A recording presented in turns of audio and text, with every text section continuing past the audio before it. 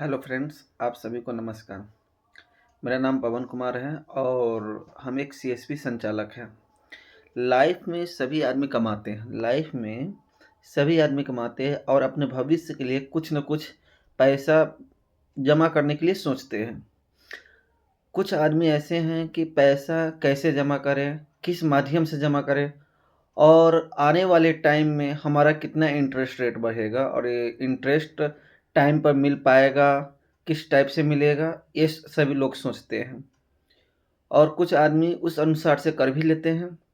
कुछ आदमी के टाइम बीतते हुए चली जाती है और वो कर नहीं पाती है कभी भी, और टाइम पर उनको जब पैसा की ज़रूरत पड़ती है, वो मतलब कि कहीं से पैसा जब व्यवस्था नहीं थी, तो वही बात पिछले पिछले ये जो बीती हुई बात मतलब रहती है, तब जाके याद आती है कि चलो भाई उस टाइम में हमने एसआईपी किए रहते, तो ये मुझे बेनिफिट होती है।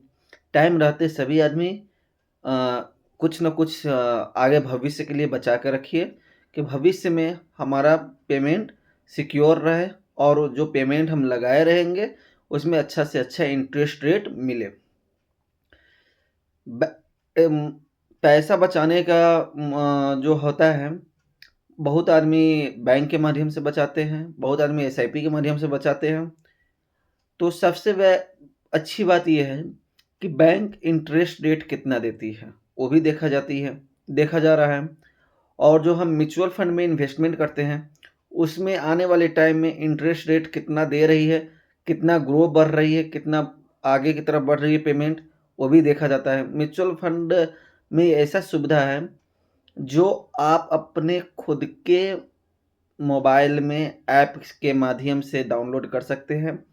जब इसमें आपको ज़रूरत पड़े सबसे ज़्यादा, उस ज़रूरतमंद में आपको म्यूचुअल फंड ही सहयोग देगी और दूसरा कोई नहीं सहयोग देगी। रैकरिंग है, बैंक के माध्यम से होती है। जब आपके रैकरिंग का टाइम पूरा होगी, तब आपका रैकरिंग मतलब टूटेगी, तभी जाके मिलेगा। यदि बीच में आप रैकरिंग तोड़ते हैं, तो आपको ज़्यादा पेमेंट नहीं मिल पाएगी। एफडी है, एफडी के भी वही सिस्टम है। यदि आप 1 ईयर्स के लिए, 2 ईयर्स के लिए या 5 ईयर्स के लिए एफडी करवाते हैं, 5 ईयर्स के लिए यदि एफडी करवाते हैं, तो उसका जो इंटरेस्ट रेट होता है, लगभग अभी 6.5 से 7% के आसपास में चलती है। और उस टाइम में बीच में यदि आप तोड़ते हैं, तो आपको इंटरेस्ट कुछ नहीं मिलता है। यदि टाइम पर आपका टूटती है, तो इंटरेस्ट मिलती है। म्यूचुअल फंड में ऐसा सुविधा नहीं है। म्यूचुअल फंड में पर मंथली आप इन्वेस्टमेंट होगा। इसमें 3 माध्यम से इन्वेस्टमेंट होती है। एक होती है मतलब पर डे के अनुसार से, आप पर डे भी इन्वेस्ट कर सकते हैं। ₹100, 2 से 50, जितना आपकी इच्छा है, जितना आपका पेमेंट आपको बचाना है लाइफ के लिए, उतना कर सकते हैं। दूसरा होता है मंथली, जो हर मंथली 500, 1000, 2000, 5000, 10000, 20000, 25000, जितना आपका हो सके उतना आप बचाकर इसमें जमा कर सकते हैं हर महीना। तीसरा है लमसम, जो कि एफडी के तौर पे होती है। लाख, 2 लाख, 5 लाख रुपए आप एक बार हो सके तब इसमें जमा कर सकते हैं। इसमें न्यूनतम जो मिलती है, न्यूनतम जो इसका ब्याज मिलती है, 12% के अंतर्गत मिलती है। अधिकतम आपको 22% तक मिलती है।